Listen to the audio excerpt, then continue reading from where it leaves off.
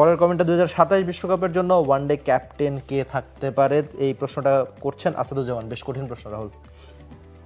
এখন পর্যন্ত তো মিরাজ, বাট আপনি মিরাজের জন্য একটা বড় চ্যালেঞ্জ হবে। সাউথ আফ্রিকাতে একটা সিরিজ আছে, তো সেই জায়গায় গিয়ে তিনি কি করেন সেটার উপর হয়তো অনেক কিছু নির্ভর করে।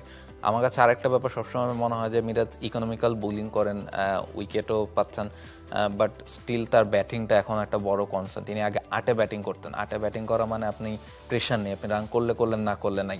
বাট আপনি যখন সাথে ব্যাটিং করবেন আপনাকে রান করতেই হবে, আপনি প্রপার ব্যাটার হিসেবে খেলছেন। সো সেই প্রেশারটা কিন্তু মিরাজ নিতে পারছেন না। আপনি কিন্তু মিরাজ ক্যাপ্টেন হওয়ার পর মনে করতে পারবেন না যে তিনি একটা ম্যাচ জিতিয়ে মাঠ ছাড়ছেন কিংবা একটা বড় ইনিংস তিনি খেলেছেন।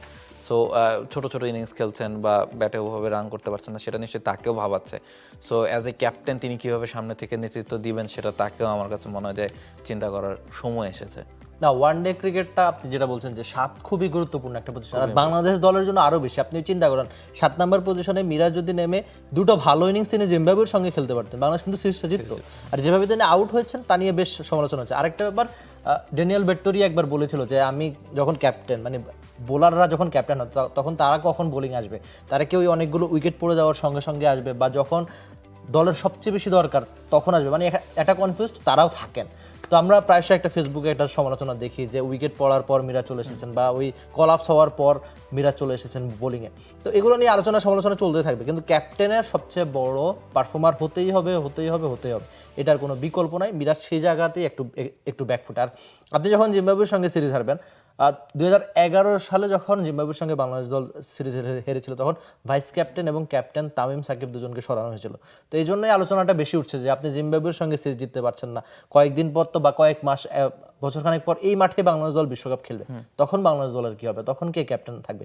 এই জন্যই সবচেয়ে বেশি আলোচনা উঠছে যে এখন দেখা যাক সাউথ আফ্রিকার বিপক্ষে তাদের মাটিতে ক্যাপ্টেন মিরাজ কেমন। আমার কাছে আরেকটা জিনিস মনে হয় যে মানে ক্যাপ্টেন অ্যাজ এ লিডার তিনি কেমন, মানে আপনি পারফরমেন্সের কথা বলছিলেন, প্লাস আপনি যদি দেখেন আমরা যখন টি-20 সিরিজগুলো কভার করি বা টেস্ট সিরিজগুলো কভার করি, আমরা যে প্র্যাকটিসগুলো দেখি সেখানে কিন্তু দেখি যে অন্যরকম একটা জেলিং টিমের মধ্যে আছে।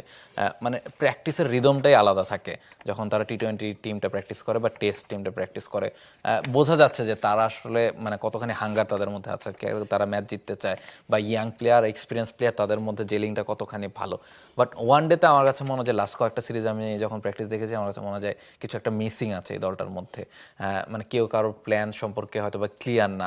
আপনি সৌম্যর কথা চিন্তা করেন, তিনি হয়তো বা ম্যাচ খেলবেন, ব্যাপারগুলো ক্লিয়ার ছিল না, মেসেজ ছিল না। সো এই সব কিছু মিলিয়ে হয়তো বা মিরাজ খানিকটা ব্যাকফুটে থাকবেন। বাট অনেকেই লিটনের কথা বলছেন, অনেকে শান্তর কথা বলছেন। সো সব মিলিয়ে অপশন তো আসলে আপনি চাইলেই খুঁজতে পারবেন, বাট ভরসা রাখাটা সবচেয়ে বেশি ইম্পর্টেন্ট। তিনি আসলে কি করেন অ্যাজ এ পারফর্মার মিরাজকে আপনি ডিনাই হয়তো বা করতে পারবেন না।